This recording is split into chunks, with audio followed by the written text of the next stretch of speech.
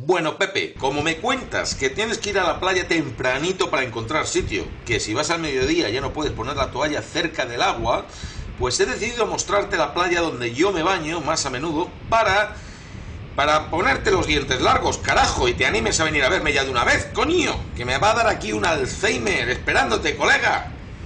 Pues eso, esta es la playa en la que yo suelo bañarme, y aunque no lo parezca, esta es hora punta, durante las vacaciones escolares. Por un lado los surfistas, por otro los bañistas. Típicos bañistas vacacionales, en este caso, pues una parejita de japoneses que vienen a degustar Australia, parejita de novios y chicas, Pepe, ya ves, aburridísimas, sin novio, esperando a que vengas tú, Pepe, a darles rollito con tu gracia natural. Venga, Pepe, anímate.